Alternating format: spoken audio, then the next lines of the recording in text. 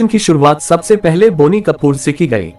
बोनी कपूर ने इन्वेस्टिगेशन के दौरान वो सारी बातें बताई जो हमने अभी तक सुनी है।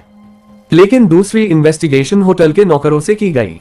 होटल के नौकर ने बयान दिया कि श्रीदेवी ने होटल के रूम से सर्विस के लिए फोन किया और एक गिलास पानी लाने को कहा। स्टाफ के बयान के मुताबिक स्टाफ पानी लेकर कमरा नंबर 2201 के सामने खड़ा हो गया। काफी देर तक डोर बेल बजाने के बाद भी श्रीदेवी ने दरवाजा नहीं खोला। फिर स्टाफ ने अपने सीनियर को इन्फॉर्म किया। देखते ही देखते काफी सारे लोग इकट्ठे हो गए और डोर बेल बजाने लगे। बाद में कोई जवाब न आने पर होटल के स्टाफ ने मास्टर की से दरवाजा खोलने का फैसला किया और रूम के अंदर दाखिल होकर इधर उधर देखने लगा। श्रीदेवी का कोई पता न चलने पर स्टाफ लिविंग रूम की ओर आगे बढ़ा तो देखा कि रूम से अटैच बाथरूम का दरवाजा खुला हुआ है और श्रीदेवी बेहोशी की हालत में पड़ी है। स्टाफ ने अपने बयान में ये भी बताया कि श्रीदेवी को जब हॉस्पिटल ले जाया गया तब उनकी सांसें चल रही थी। हालांकि हॉस्पिटल पहुंचने के बाद डॉक्टर ने उन्हें मृत घोषित कर दिया। इस तरह आप तो समझ चुके होंगे कि बोनी कपूर और होटल स्टाफ की हॉस्पिटल वाली बातों में जमीन आसमान का अंतर है। लेकिन दुबई पुलिस ने होटल स्टाफ को केस में शामिल ही नहीं किया। जब दुबई के अखबार में होटल स्टाफ के बयान को छापा गया तब भी दुबई पुलिस की ओर से इस बयान को नजरअंदाज किया गया, बल्कि बोनी कपूर के बयान के अनुसार मामले की जांच को आगे बढ़ाई गई। खैर, दुबई के अखबार खलीज टाइम्स में ये बात सामने आई कि बोनी कपूर से मौत को लेकर 3 से 4 घंटे पूछताछ की गई। वहीं दूसरी ओर दुबई के मशहूर अखबार में ये खबर आई कि श्रीदेवी के मौत के सिलसिले में बोनी कपूर से कोई पूछताछ नहीं की गई, बल्कि उनका बस बयान दर्ज किया गया है। कुल मिलाकर बोनी कपूर को सुरक्षित छोड़ दिया गया और शव को भारत लाने की प्रक्रिया चालू की गई, क्योंकि केस काफी हाई प्रोफाइल था, जिस कारण दुबई पुलिस बिना कोई गलती किए सावधानी से इन्वेस्टिगेशन करने लगी।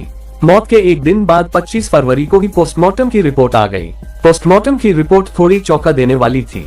दुबई पुलिस की फोरेंसिक जांच में खुलासा हुआ कि श्रीदेवी की बॉडी में शराब के अंश पाए गए हैं, यानी कि मौत से पहले श्रीदेवी ने शराब का सेवन किया था, जिसकी वजह से वो 24 तारीख की रात को नशे की हालत में बाथरूम की तरफ गई थी। क्या वह पहले डूबी और फिर बेहोश हो गई, या वह पहले सो गई या बेहोश हो गई और फिर डूब गई, शायद किसी को कभी पता नहीं चल पाया।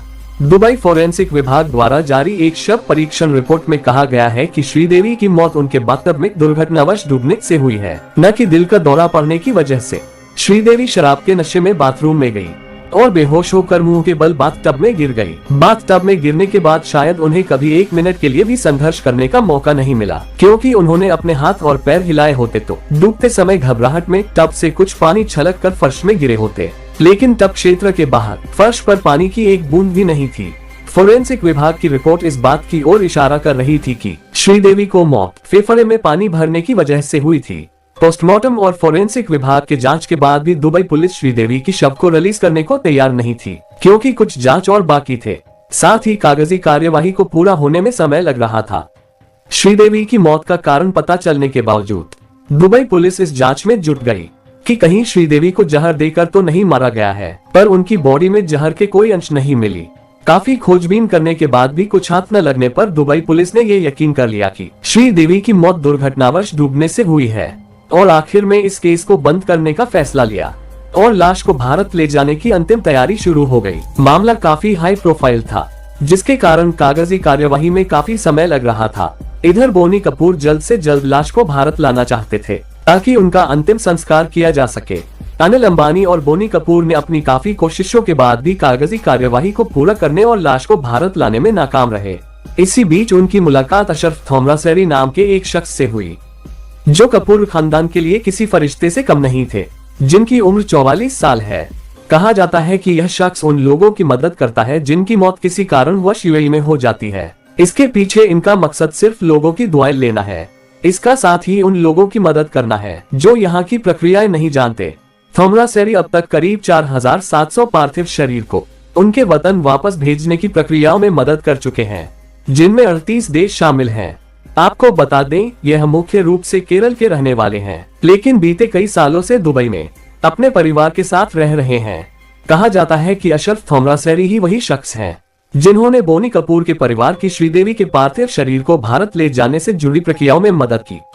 सारे कागजी कार्यवाही कुछ ही घंटों पूरी करा ली और पार्थिव शरीर को 27 फरवरी की रात को भारत भेज दिया। श्रीदेवी के पार्थिव शरीर को अनिल अंबानी के प्राइवेट प्लेन से मुंबई लाया गया। यहाँ 28 फरवरी को पूरे राजकीय सम्मान के साथ श्रीदेवी का अंतिम संस्कार किया गया। हालांकि श्रीदेवी का अंतिम संस्कार हो गया, पर सवालों का सिलसिला यहाँ नहीं थमा। बीतते समय के साथ एक के बाद एक सवाल उठते गए, पर बोनी कपूर ने इन सवाल का जवाब देना सही नहीं समझा और न ही दुबई पुलिस ने उन सवालों के जवाब ढूंढने में कोई दिलचस्पी दिखाए। खैर, अब बात ऐसे सवाल की जो श्रीदेवी की मौत को रहस्यमयी बनाता है। 24 फरवरी को यानी मौत वाले दिन 2 खबरें सामने आई। पहली खबर ये थी कि श्रीदेवी को होटल के बाथटब में गिरे हुए सबसे पहले बोनी कपूर ने देखा था, मगर दूसरी खबर ये कहती है कि श्रीदेवी को बाथटब में गिरे हुए सबसे पहले होटल के स्टाफ ने देखा था और वही लोग श्रीदेवी को अल रशीद हॉस्पिटल लेके गए। आखिर ऐसे में सवाल ये उठता है कि किसकी कहानी में सच्चाई है।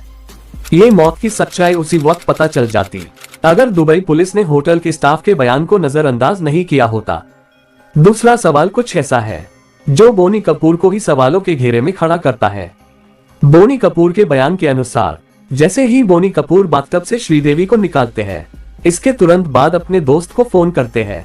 सबसे बड़ा सवाल तो यही है कि कोई व्यक्ति ऐसे सिचुएशन में सबसे पहले डॉक्टर को याद करते हैं, डॉक्टर की तरफ भागते हैं, मगर बोनी कपूर ने होटल के मेडिकल टीम को इन्फॉर्म करने या डॉक्टर को फोन करने के बजाय दोस्त को फोन किया। दोस्त के होटल पहुंचे तक काफी वक्त जाया हो चुका था। आखिर इतने समय तक बोनी कपूर ने श्रीदेवी को हॉस्पिटल क्यों नहीं ले गए, पुलिस को इन्फॉर्म क्यों नहीं किया और सबसे बढ़कर उन्होंने होटल के मेडिकल टीम से कांटेक्ट क्यों नहीं किया? ये सवालों के जवाब आज तक नहीं मिल पाए। श्रीदेवी के मौत के कुछ समय बाद ही डायरेक्टर सुनील सिंह ने खुलासा किया था कि ओमान में श्रीदेवी ने अपने नाम पर 240 करोड़ का बीमा कराया था। बीमा की शर्त ये थी कि श्रीदेवी की अगर सामान्य मौत होती है तो बीमा कंपनी से उनके आश्रितों को 240 करोड़ रुपए की मोटी रकम दिया जाएगा, मगर शर्त ये भी थी कि बीमा के क्लेम के लिए श्रीदेवी की मौत दुबई में होनी जरूरी है। हालांकि ये शर्त काफी बेतुकी और अजीब लगती है, लेकिन बीमा वाली बात का खुलासा होने पर लोगों को लगने लगा कि शायद बीमा के 240 करोड़ रुपए की मोटी रकम को पाने के लिए ही ये पूरी साजिश रची गई हो। इस दावे के साथ सुनील सिंह ने हाई कोर्ट और सुप्रीम कोर्ट में श्रीदेवी की मौत की जांच करने की अर्जी भी डाली थी, मगर इस अर्जी को खारिज कर दिया गया। फिर भी इस बीमा वाली कहानी और दुबई वाली शर्त को नकारा नहीं जा सकता है। हैरान करने वाली बात यह है कि इस बीमा वाली बात को लेकर बोनी कपूर की ओर से कोई क्लियर जवाब नहीं आया और न ही दुबई पुलिस ने इसकी जांच की। इस पूरी कहानी में श्रीदेवी की मौत का कारण जिस बाथटब में डूबने को बताया जा रहा है, लेकिन कुछ समय बाद में मीडिया रिपोर्ट में ये खुलासा हुआ कि जिस होटल में श्रीदेवी रुकी थी उस बाथटब की लंबाई महज 5 फुट 1 इंच थी, जबकि श्रीदेवी की लंबाई 5 फुट 7 इंच थी।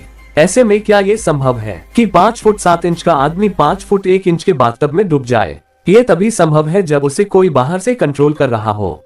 श्रीदेवी के मौत के समय और मौत के कुछ समय के बाद हुए खुलासों पर गौर किया जाए तो ये पहेली उलझती जा रही थी।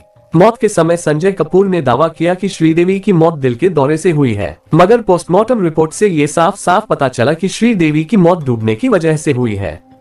तो ये हार्ट अटैक की बात कहां से आई? श्रीदेवी के कुछ करीबियों से पूछताछ करने पर पता चला कि श्रीदेवी शराब पीती थी, पर वो इतना नहीं पीती थी कि खुद को कंट्रोल न कर पाए। वो बहुत कम और कभी कभार ही पीती थी। ऐसे में एक सवाल उठता है कि किसी ने श्रीदेवी को ज्यादा शराब पिला दी हो, जो उनकी मौत का कारण बन गया। 21 तारीख को शादी के बाद बोनी कपूर और उनकी बेटी खुशी मुंबई वापस लौट गई और श्रीदेवी शॉपिंग करने और पेंटिंग की नीलामी के लिए दुबई के जुमेर होटल के कमरा नंबर 2201 में रुक गई। अब सवाल ये उठता है कि श्रीदेवी ने होटल में आने के बाद 48 घंटे के लिए कमरे में खुद को क्यों बंद कर लिया? शॉपिंग करने क्यों नहीं गई? क्या कोई और था उस कमरे में श्रीदेवी के साथ? ये राज उन्हीं के साथ दफन हो गया। ये कुछ सवाल थे जो श्रीदेवी की सामान्य मौत को रहस्यमय बनाते हैं। हालांकि भारत में कुछ अधिकारियों ने आगे भी श्रीदेवी की मौत को लेकर बहुत बार विवाद किया और दावा किया था कि श्रीदेवी की मौत कोई हादसा नहीं जबकि सोची समझी साजिश है। ये दावा करने वाले कोई मामूली अधिकारी नहीं थे, बल्कि एक राज्य के डीजीपी और दूसरे बड़े अधिकारी थे। सबसे बड़ा दावा करने वाले केरल के डीजीपी ऋषिराज सिंह का था। उन्होंने अपने मुआवजे, खोजबीन और बड़े विशेषज्ञ से बात करने के बाद ये दावा किया कि श्रीदेवी की मौत कोई हादसा नहीं बल्कि कोई चाल है। 5 फुट 7 इंच महिला की मौत 5 फुट 1 इंच की बाथटब में डूबने से कैसे हो सकती है? ये तभी हो सकता है जब किसी ने उनको डुबाकर मारने की कोशिश की हो। इन सब बातों को सुनने और देखने के बाद भी श्रीदेवी की मौत का राज और भी रहस्य की परिस्थितियों की ओर धकेलती है और मौत को रहस्यमय बनाती है। सच मानो तो श्रीदेवी की मौत का राज सिर्फ और सिर्फ बोनी कपूर के अलावा कोई नहीं जानता। बोनी कपूर ने बयान में कितना सच कहा है, ये सिर्फ वही जानते हैं। आपको क्या लगता है, श्रीदेवी की मौत में किसका हाथ है?